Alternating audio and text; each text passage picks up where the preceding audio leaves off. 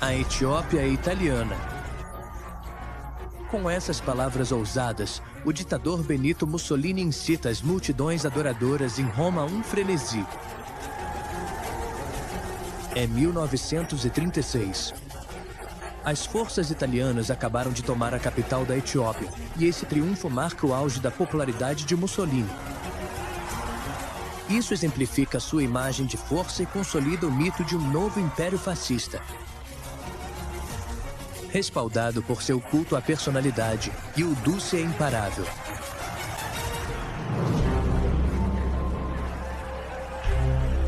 A história está repleta de exemplos de como ditadores chegaram ao poder.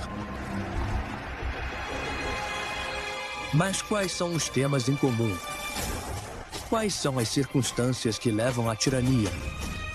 E quais técnicas eles usam para chegar ao topo? Ditadores acreditam que têm a resposta para resolver os problemas da sociedade. Eles têm uma visão do que sua nação poderia ser. Mas antes de poderem remodelar uma cultura, antes de prometerem um novo mundo, eles precisam conquistar a devoção do povo. Eles precisam se vender como salvadores. Eles precisam construir um culto à personalidade.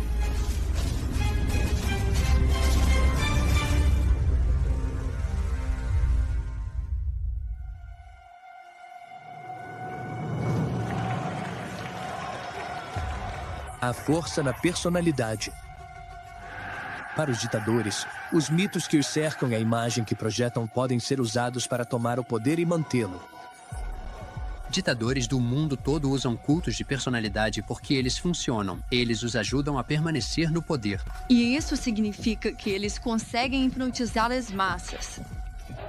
Fazer com que sejam eternamente leais a eles, que fiquem maravilhados com suas qualidades sobre-humanas. Isso exigia muita propaganda. Livros para elogiá-los, poemas, concursos de redação para estudantes, filmes.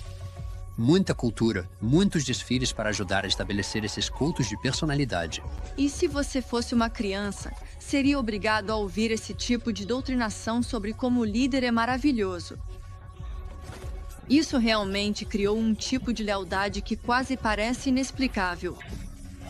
Como as pessoas podiam ser tão leais a alguém que era tão incrivelmente repressivo? Bem, a propaganda que justificava a repressão era fundamental para isso. As pessoas tendem a se aproximar de um líder que promete resolver seus problemas, alguém que pode restaurar a prosperidade e proteger a nação de inúmeras ameaças.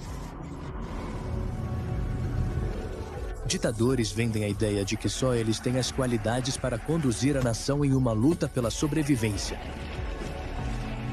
Então, essas coisas funcionam. Ditadores realmente convencem as pessoas de que são sobre-humanos ou de que mudaram o curso da história? Bem, elas podem funcionar mesmo sem que todo mundo acredite na narrativa, e isso torna resistir ao ditador muito mais difícil.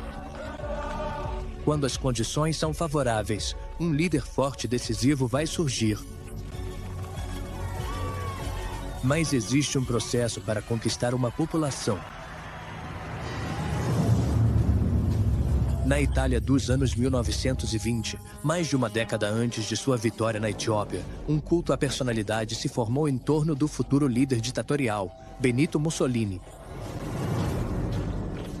Ele se posicionou como um homem forte, o tipo de líder autoritário que defende as pessoas comuns contra a elite, que exige lealdade total e que usa o machismo para criar legitimidade. E embora um homem forte não precise ser fisicamente forte, para Mussolini, sua fisicalidade teve um papel fundamental na criação de sua imagem pública. Ele tinha apenas 1,70 metros de altura, mas seu porte robusto, olhar intenso e queixo proeminente pareciam aumentar sua presença imponente. E Mussolini sabia o valor de sua aparência. Gostava de ser mostrado. Então, todas aquelas fotos dele cavando um campo serviam para mostrar que ele era um homem do povo, que não tinha medo de sujar as mãos, mas também para exibir sua virilidade, sua força e seu poder. As habilidades oratórias de Mussolini complementavam seus atributos físicos.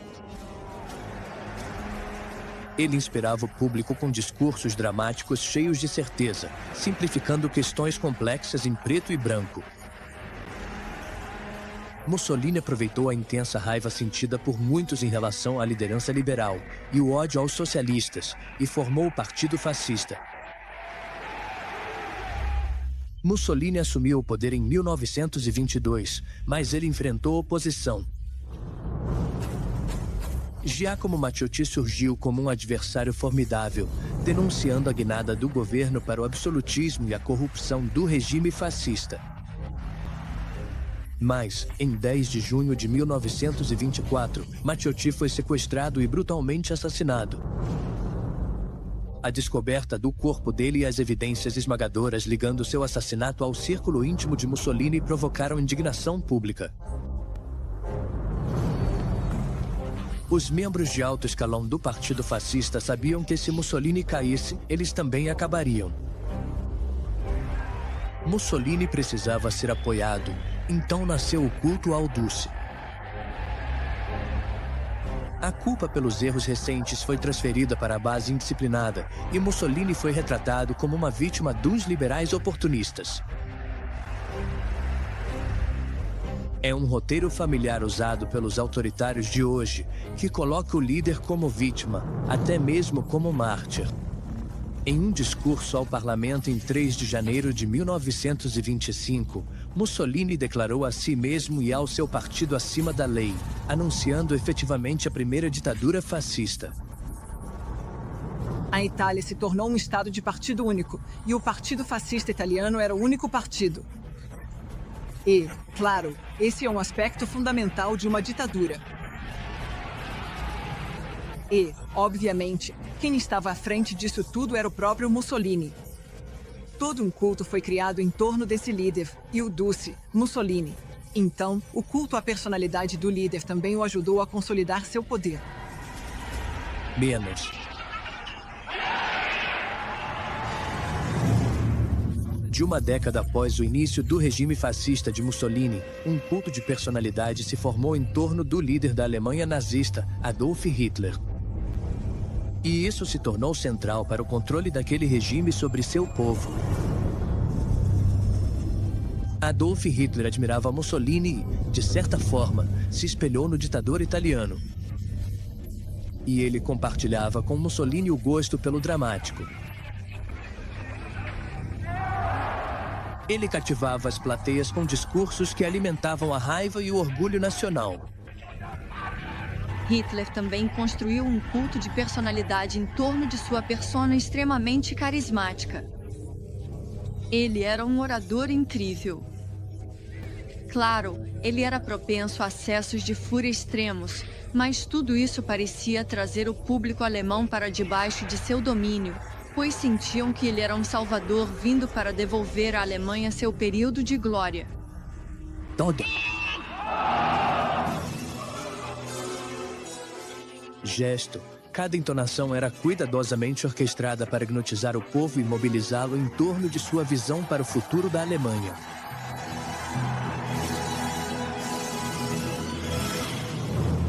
E esse futuro não incluía o povo judeu.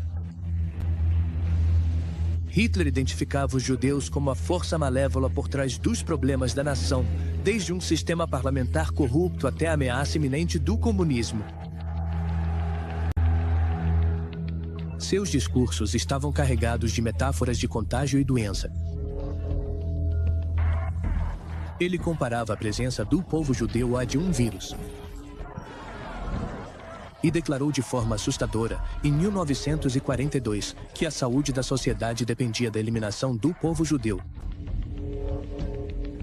E embora profundamente perverso, suas habilidades carismáticas de oratória ajudaram a criar um ar de legitimidade para sua ideologia, tornando tudo ainda mais atraente para as massas. À medida que Hitler ascendia ao poder, as tendências sombrias de sua psique interior evoluíram para um sistema de governo sinistro. Ele gostava de incutir medo naqueles mais próximos a ele, garantindo um estado de ansiedade perpétua que sustentava seu reinado e seu culto à personalidade. E ele era obcecado com a própria mortalidade. Ele acreditava que estava em uma corrida contra o tempo para resolver problemas gigantescos e deixar um legado indelével. O homem que restaurou a grandeza da Alemanha. Com tanta convicção e carisma, como alguém na Alemanha poderia negá-lo?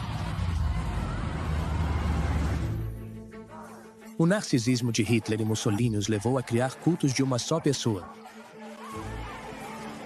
Líderes extravagantes, com talento oratório capaz de levantar o teto dos auditórios.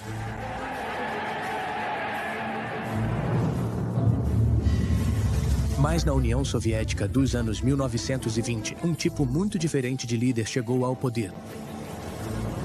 Alguém que usaria suas habilidades de astúcia dentro da máquina do partido. Assim como a imagem reverenciada de seu predecessor para se pintar como um intelectual marxista. A ascensão de Joseph Stalin ao poder dependia do uso estratégico da imensa popularidade de Vladimir Lenin. Apesar da resistência de Lenin à glorificação pessoal, ele foi idolatrado como um herói revolucionário que libertou a Rússia da autocracia czarista. Stalin, desde o início, se apresentou como o aluno mais fiel de Lenin. Isso se torna o centro de sua legitimidade como líder. Quando Lenin morreu em 1924, Stalin tornou a imagem de Lenin central na propaganda do Estado soviético. Ele permaneceu publicamente discreto nos anos 1920, se distanciando da adoração a Lenin. Mas ele estava, lenta e habilmente, apropriando-se da devoção pública ao líder marxista. Stalin era retratado como o sucessor natural de Lenin, uma relação enfatizada ao mostrar os dois homens lado a lado em cartazes e imagens oficiais. A imagem de Stalin foi gradualmente ganhando mais destaque, enquanto a de Lenin acabou desaparecendo. E existem certos clichês que ele adota do culto à personalidade de Lenin. Um deles é que ele se apresenta como um intelectual, em vez de algum tipo de homem forte como Mussolini, por exemplo. Ele não faz muitos discursos como Hitler. Ele se apresenta como alguém trabalhador, mas também como um estudioso do marxismo-leninismo. Stalin estava profundamente empenhado em ser reconhecido como um estudioso marxista, chegando a insistir, às vezes, que fosse mostrado em fotografias imerso nos escritos de Lenin. Isso era fundamental para apresentar Stalin não apenas como um líder político, mas também como um guia intelectual. Na década de 1930, o culto a Stalin havia evoluído, tornando-se mais evidente e central para a identidade soviética. Ele agora era celebrado como o pai dos povos, com sua veneração sendo um indicativo de lealdade ao partido. As raízes do culto à liderança eram profundas no imaginário russo. Em uma nação acostumada aos czares, a elevação de Lenin e, por extensão, de Stalin, tocava em um paradigma cultural já familiar. Existem documentos de arquivo em que Stalin reclama sobre esse culto em torno dele e o quanto isso é ridículo, dizendo que ele não gosta disso. Mas, considerando quem Stalin era e o poder que tinha naquele sistema, ele poderia ter acabado com o culto a Stalin se quisesse. Então podemos supor que ele até gostava disso. Embora, sendo um bom marxista, ele tivesse que agir como se não gostasse. Também há momentos em que ele diz, basicamente, que o povo precisa de um monarca. O povo precisa de algum tipo de líder. Stalin manipulou com maestria o culto a Lenin. Ele transformou a prática da adoração ao líder para consolidar sua própria forma de ditadura comunista. Uma que ele fazia questão de exportar para países vizinhos. Na Coreia do Norte, o ex-líder guerrilheiro Kim Il-sung estabeleceria um culto à personalidade que o transformaria em uma figura quase divina entre seu povo e daria poder à sua família por gerações. E ele fez isso, em parte, reescrevendo a história. No pós-Segunda Guerra Mundial, a ocupação japonesa da Coreia chegou ao fim. A União Soviética, liderada por Stalin, ocupou a parte norte da Coreia como uma estratégia de defesa. Os americanos fizeram o mesmo no sul. Havia uma linha divisória no paralelo 38 que separava as duas zonas de ocupação.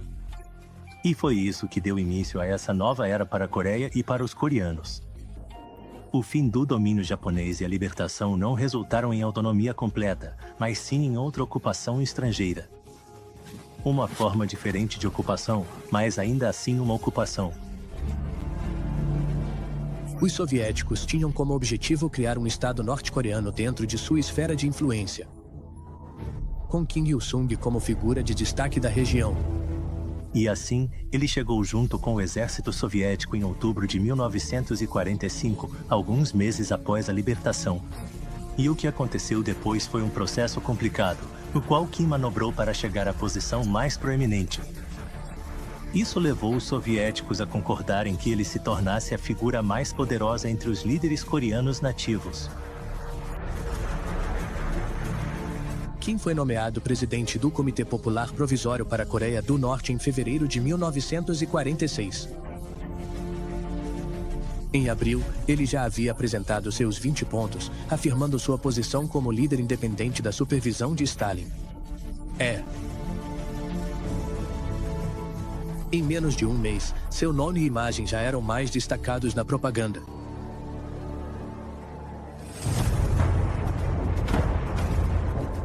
Kim iniciou a Guerra da Coreia em 1950 com o aval de Stalin. Ele usou o conflito para moldar sua mensagem ao povo, inicialmente focando nos sucessos militares e promovendo a unidade de todos os coreanos. Mas, com o tempo, a mensagem passou a se concentrar mais em Kim, referindo-se a ele como o estimado líder. Quando a guerra terminou em um impasse, a máquina de propaganda de Kim Il-sung apresentou o armistício como um triunfo para a Coreia do Norte. Mas ele vai além de simplesmente reescrever a história. Ele espalhava sua imagem em todos os prédios e em todas as casas. Ele implementou uma educação revolucionária que o elogiava e o homenageava nos currículos escolares. E ele obrigava milhares de cidadãos a ficarem em atenção absoluta em desfiles militares para homenageá-lo e elogiá-lo. A propaganda é especialmente poderosa quando o Estado controla todos os canais de comunicação. E novas tecnologias oferecem novas oportunidades para cultivar a imagem de um líder.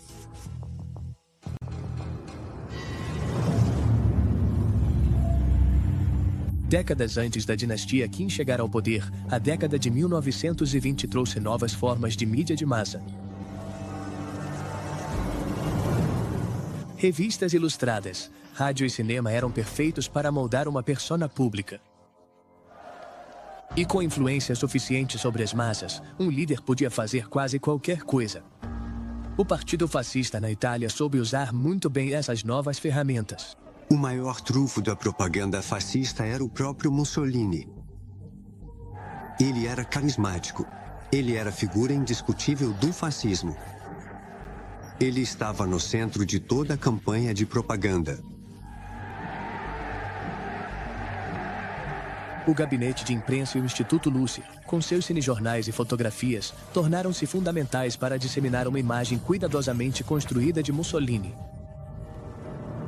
Ele usava a imprensa, usava a fotografia, usava o rádio, usava o cinema e os cinejornais. Por um lado, ele tentava sufocar qualquer senso de opinião contrária. Por outro lado, ele tenta acentuar o apelo de Mussolini como alguém que estava próximo dos interesses do povo, diferente de todos os políticos anteriores a Mussolini, que eram vistos como distantes, elitistas e assim por diante. Feridas dele da Primeira Guerra Mundial foram incorporadas a uma narrativa de martírio cristão. A mídia retratava sua carne marcada, mas resiliente, como um testemunho do renascimento e da força da Itália. E quando Mussolini assinou um pacto com o Vaticano em 1929, declarando um Estado soberano e o catolicismo como religião oficial da Itália, sua popularidade disparou. Mas popularidade não era suficiente para Mussolini. Ele tinha uma visão de grandeza para a Itália, e suas ambições imperiais foram despertadas. Ele forjaria um novo mito para fortalecer sua imagem e começaria pela África. Em outubro de 1935, Mussolini invadiu o que era a Abissínia, a Etiópia. E isso foi realmente motivado por ideias que, na verdade, remontam ao final do século XIX e à colonização italiana. Em 1896, a Itália trava uma guerra contra a Etiópia que dá terrivelmente errado, e isso cria um trauma nacional. Então, é possível ver a decisão de Mussolini de invadir a Etiópia como uma espécie de segunda tentativa do antigo sonho etíope, uma vingança contra a derrota de 1896. Quando Addis Abeba caiu para as forças de Mussolini em maio de 1936, ele atingiu o auge de sua popularidade em casa. Então, isso é celebrado como se agora a Itália tivesse seu próprio império. Todas as posses coloniais juntas criam o mito do novo império fascista italiano. E, nesse sentido, de fato, isso funciona realmente muito bem na propaganda fascista e cria o novo mito de Mussolini como o renascimento da antiga tradição imperial romana. Nada impediria Mussolini de tornar a Itália grande novamente. Ele chamou seu regime de um Estado totalitário. Através de seu culto à personalidade, Mussolini se tornou a personificação do fascismo. Ele se tornou Il Duce, o líder onipotente e indispensável que lhe permitiu justificar seu governo pessoal e erradicar qualquer coisa que fosse uma ameaça aos seus objetivos. Através do uso de propaganda, do controle de sua narrativa e da manipulação do povo, Mussolini se tornou todo-poderoso, uma figura a qual outros governantes autoritários poderiam aspirar. Assim como Mussolini, Adolf Hitler era meticuloso com sua imagem e propaganda. No entanto, ao contrário de Il Duce, suas ideologias insidiosas e racistas eram centrais para seu governo, e ele passou anos preparando seu culto à personalidade para aceitar as atrocidades que viriam a seguir. Ele explorou o cinema como uma tecnologia emergente para propagar a mensagem nazista na cultura popular. Quando Hitler é nomeado primeiro-ministro, uma de suas primeiras nomeações é Goebbels como ministro da propaganda, do esclarecimento público.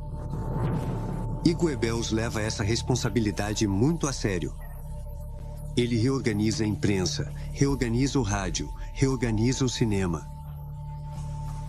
Embora fossem muito autoritários no uso da propaganda, eles entendiam que só a doutrinação política não bastava. Era preciso encontrar o equilíbrio certo entre entretenimento e doutrinação. Em 1934, a diretora de cinema alemã Leni Riefenstahl foi contratada para fazer Triunfo da Vontade, um documentário grandioso sobre o comício em Nuremberg. Todo o evento foi encenado especificamente para as câmeras, cada cena cuidadosamente planejada.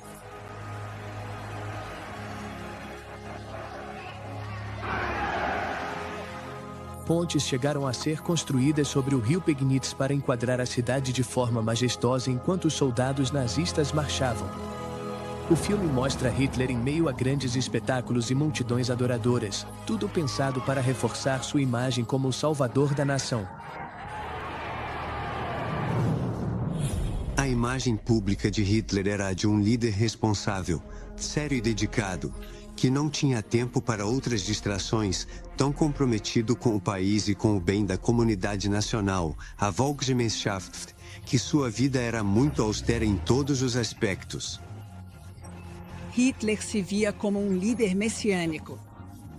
Ele acreditava que o destino o havia colocado para conduzir a nação alemã à grandeza e tirá-la de seus problemas, e queria que o povo alemão acreditasse no mesmo.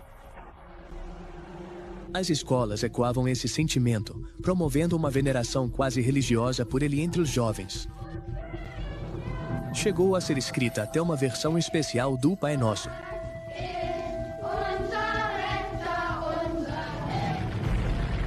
Livros que não seguiam os princípios nazistas eram queimados, substituídos por literatura que promovesse a causa deles.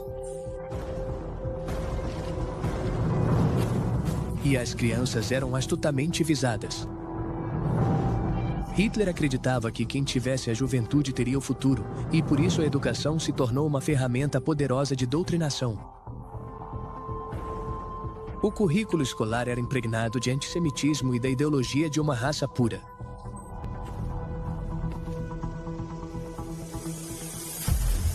Em 1926, todas as organizações juvenis foram dissolvidas e os adolescentes foram direcionados para grupos nazistas, como a Juventude Hitlerista e a Liga das Moças Alemãs.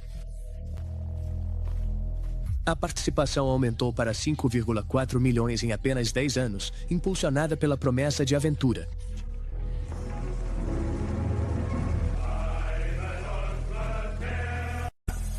Mas as atividades de escotismo foram, aos poucos, se transformando em treinamento militar, e a doutrinação sistemática gerava uma lealdade inquestionável a Hitler. O regime, de forma astuta, se inseriu entre as crianças e seus pais, que poderiam ser dissidentes,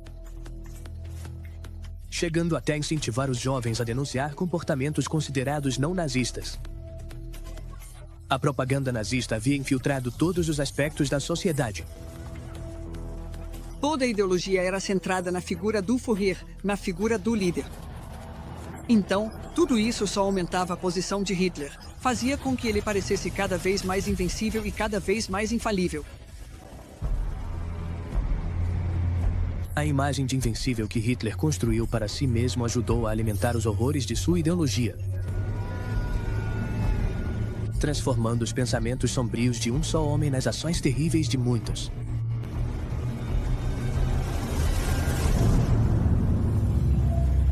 Mais de uma década depois, demonstrações de adoração surpreendentemente semelhantes à imagem cuidadosamente construída de um líder foram vistas em toda a dinastia Kim, na Coreia do Norte. E assim como Hitler, Kim Il-sung usou sua ideologia para capturar as mentes das massas. Ele introduziu o conceito de Juche, ou autossuficiência, para o povo norte-coreano em 1955. Isso se tornou a base da estrutura política. Seu significado fundamental é autonomia ou agência. Mas a lógica cirúrgica disso é a seguinte. Rochambeau diz que esse tipo de autonomia só pode ser alcançado através da liderança do grande líder.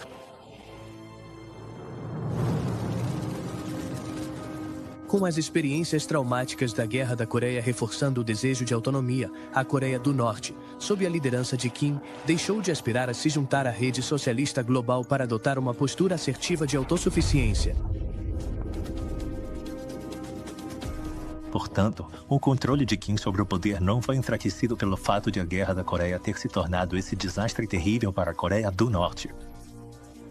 O que aconteceu depois, no período seguinte, durante o processo de reconstrução na Coreia do Norte, foi que Kim, em meados da década de 1950, alertou quaisquer possíveis rivais entre os comunistas patrocinados pelos chineses ou pelos soviéticos, ou até mesmo comunistas coreanos nativos, de que ele emergiria como líder supremo incontestável. Em 1967,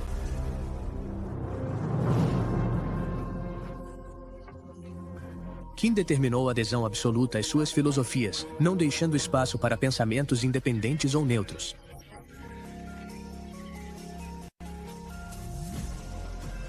A partir de 1969, o sistema educacional foi impregnado de matérias exaltando a vida e as conquistas de Kim Il-sung.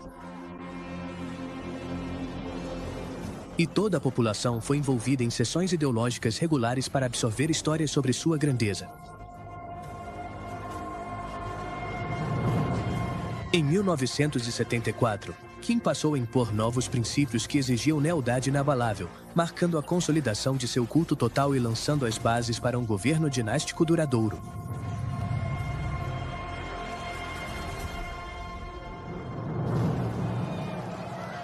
O filho de Kim, Kim Jong-il, foi preparado para a liderança desde cedo. Ele entrou para o Partido dos Trabalhadores em 1961, aos 32 anos, e subiu rapidamente dentro do regime. Ele deu apoio significativo à liderança do pai, participando de várias purgas e liderando campanhas de propaganda, impulsionadas por seu amor pelo cinema. Em 1980, Kim Jong-il foi nomeado sucessor de seu pai. A sucessão dinástica na Coreia do Norte é um fenômeno único entre os estados modernos. Extraordinariamente, o país passou por uma transição hereditária de poder não apenas uma, mas 2 vezes, com Kim Jong assumindo o lugar do pai após sua morte em 2011. É difícil pensar em algo mais extremo como o culto à personalidade do que o que surgiu na Coreia do Norte e ainda funciona lá. Com cada novo líder, isso cresceu em alcance e escala. Por que ficou mais difícil legitimar o governo dessa família específica quanto mais se distanciava da base original de legitimidade? É uma ditadura totalitária, quase fascista. E então esse culto à liderança é extraordinariamente importante, assim como foi no início do século XX na Alemanha e na Itália, e também na União Soviética. Como? A imagem livre do grande general será preservada no coração do nosso povo por milhares de anos. Norte. Assim como a dinastia Kim da Coreia do Norte, Nikolai Ceausescu, da Romênia, também consolidou o poder por meio da família. Com sua esposa Helena desempenhando um papel fundamental em sua liderança. Aliada à Alemanha nazista, a Romênia foi ocupada pela União Soviética ao final da Segunda Guerra Mundial. Então, em 1944, o exército soviético entrou na Romênia. Os partidos romenos derrubaram a ditadura fascista que havia lá. A restauração do pós-guerra foi rigidamente controlada pelos soviéticos, que instalaram Georgildes como secretário-geral. Assim, Ceausescu aspirava a ser um líder. Ele cresceu até se tornar o número 2, número 3. Sob o primeiro líder comunista, que era seu mentor. E quando Georgildes morreu, 20 anos depois, Ceausescu, que já era um alto funcionário do Estado, assumiu o poder. Ceausescu cultivou cuidadosamente sua imagem de líder independente. Sua postura antissoviética, aliada ao estabelecimento de relações diplomáticas e comerciais com o Ocidente, inicialmente o tornou popular.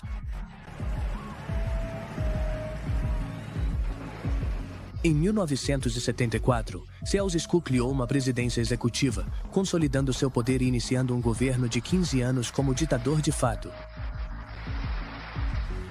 Ele desenvolveu um culto à personalidade, espelhando práticas norte-coreanas.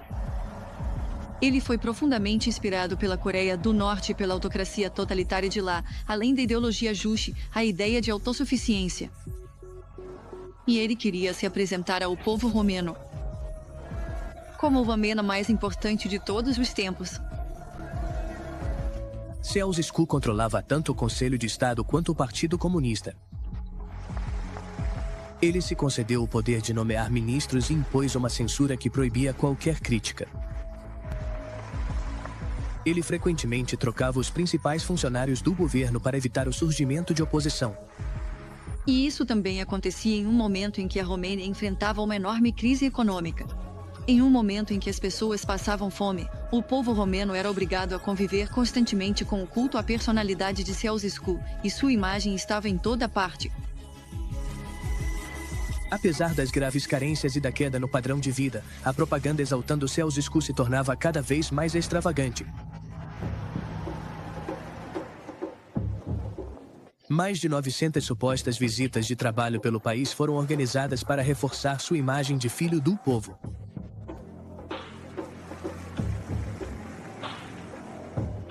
Ceausescu encomendou várias biografias que o retratavam como um humanista apaixonado que saiu da pobreza para o poder a fim de defender as ideias marxistas.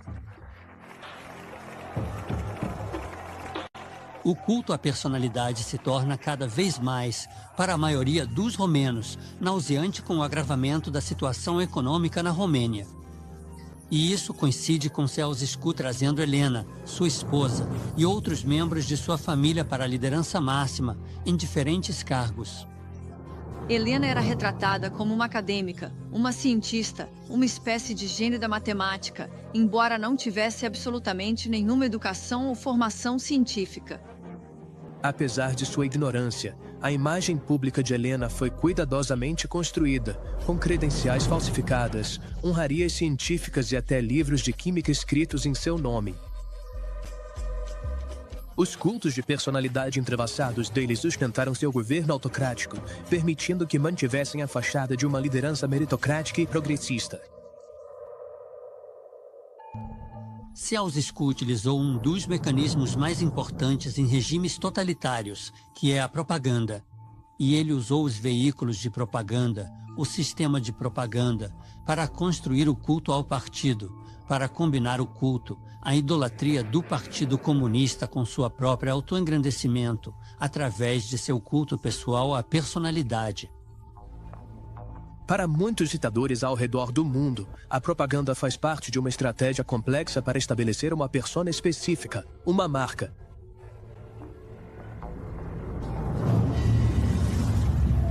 Mas alguns ditadores adotam uma abordagem mais simples e direta.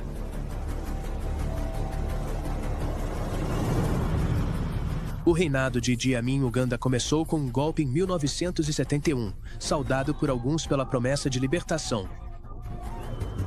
Mas logo se transformaria em um regime brutal. Muitas ditaduras africanas se tornaram ditaduras de estilo personalista, onde o líder personalista consolidava quantidades extremas de poder em suas mãos, e uma grande parte disso era cultivar esses cultos de personalidade. Mas Amin não precisava de uma máquina de marketing de marca. Ao contrário de muitos ditadores, sua imagem de homem forte era muito real. Com 1,93 m de altura, Amin impunha uma presença impressionante. Ele era atlético, já foi boxeador e usava seu histórico militar para reforçar a imagem de um sujeito supermacho com quem ninguém deveria mexer.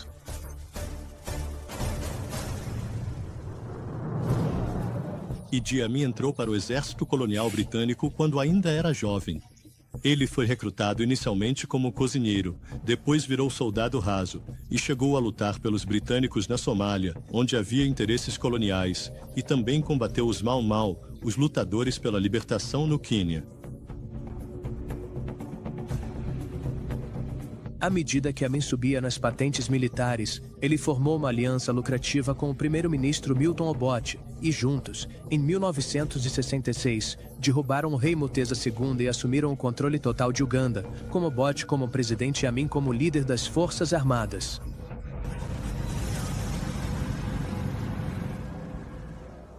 No entanto, Amin ainda tinha aspirações de poder e, por isso, trabalhou para fortalecer seu culto à personalidade dentro do exército e junto ao público. Para Idi Amin, isso acontecia através desses discursos carismáticos que ele fazia. Ele conseguia falar ao público ugandense usando línguas tribais locais. Alô, alô. E por meio das inúmeras aparições públicas que fazia, ele conseguiu cultivar um grupo de seguidores muito leal. Amin queria o poder absoluto e esperou pelo momento certo.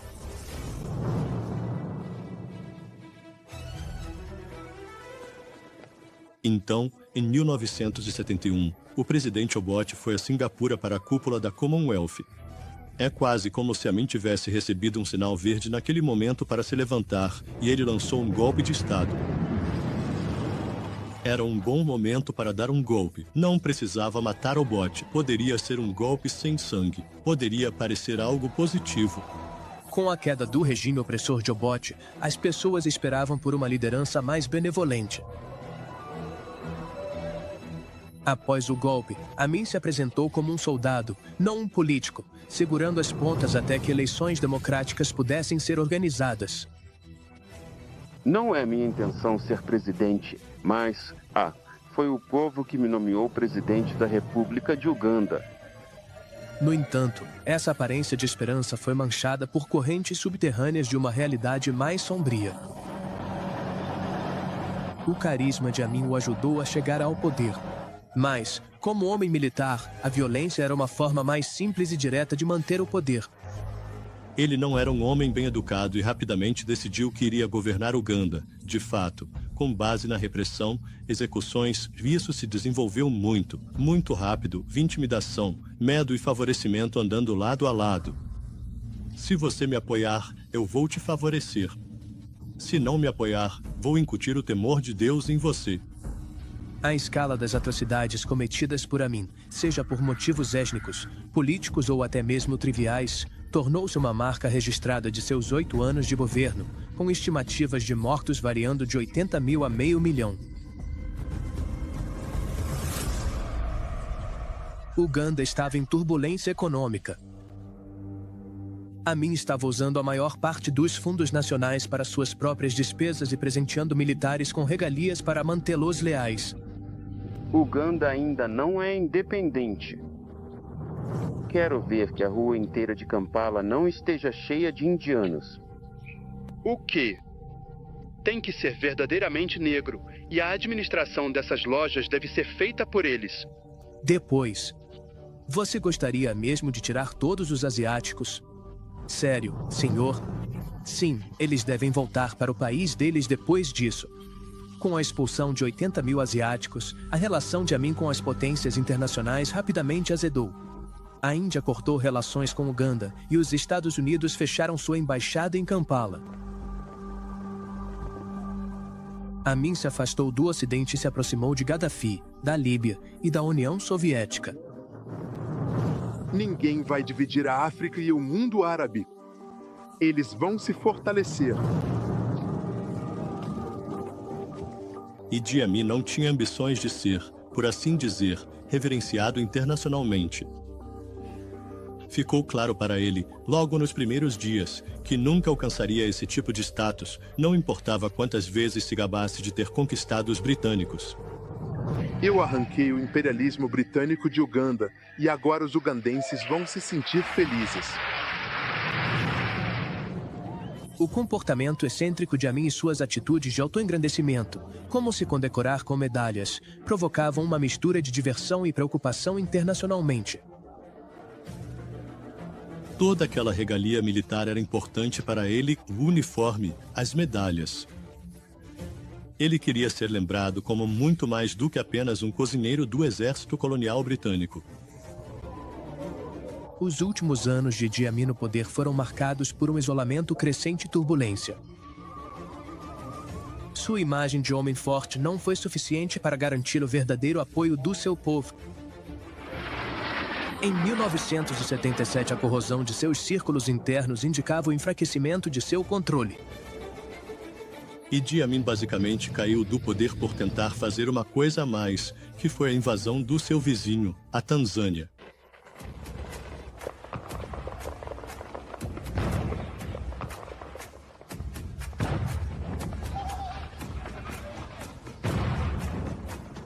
O governo de Amin chegou ao fim quando tropas tanzanianas e o Exército Nacional de Libertação de Uganda marcharam até a capital. Fugindo para a Líbia e, eventualmente, se estabelecendo na Arábia Saudita. Amin viveu no exílio, impedido de retornar por um governo de Uganda determinado a processá-lo por crimes de guerra. Agora, vamos proteger e defender a Constituição tão frequentemente ignorada.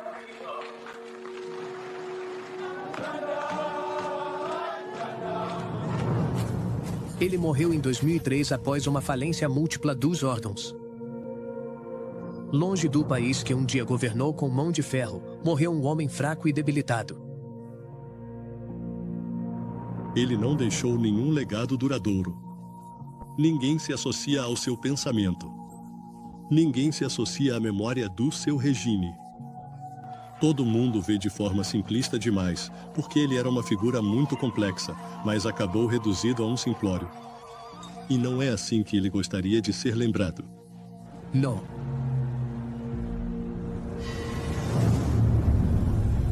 Dias atuais, o líder autoritário ainda está vivo e forte. E, embora atuem mais dentro dos limites da democracia do que seus antecessores, eles usam suas ferramentas de maneiras antidemocráticas. O presidente russo Vladimir Putin é um dos primeiros casos do político autoritário moderno. Putin é o epítome do ditador.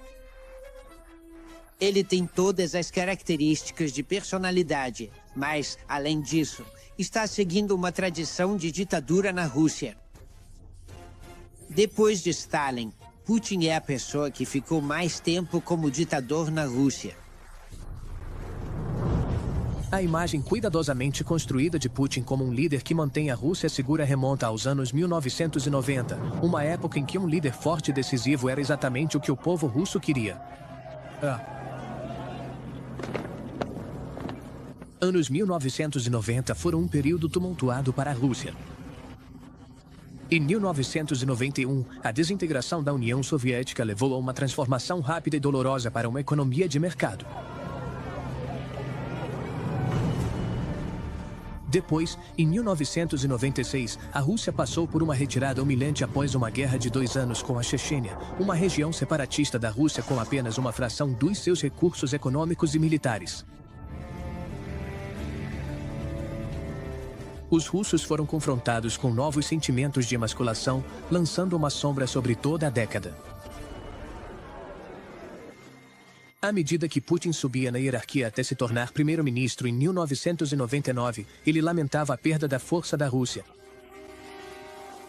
Então, apenas um mês após assumir o cargo de primeiro-ministro, 300 pessoas foram mortas em explosões de prédios residenciais por toda a Rússia. Putin agiu de forma decisiva para cortar o que via como a mão ameaçadora do terrorismo checheno, invadindo a Chechênia e iniciando a Segunda Guerra Chechena.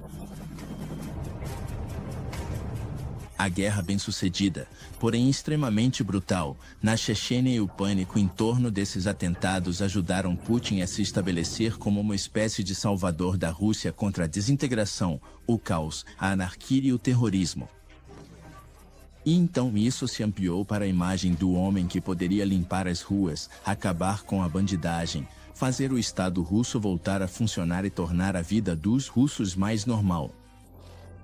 A Rússia finalmente tinha novamente um político decisivo, um homem forte. Putin jurava que era o único capaz de proteger a Rússia dos terroristas chechenos. Isso é claro de se ver. Ele iria restaurar a integridade territorial e tornar a Rússia grande novamente. Então, quando o então presidente da Rússia, Boris Yeltsin, renunciou em 31 de dezembro de 1999, ele apoiou Putin na corrida pela presidência. O governo sabia que era crucial cultivar a imagem de homem forte de Putin e vinha fazendo isso há meses. Fotos de Putin visitando tropas russas e interagindo com equipamentos militares já tinham começado a aparecer na mídia. Era a imagem de um líder sério, determinado a ressuscitar o orgulho nacional e defender a masculinidade russa.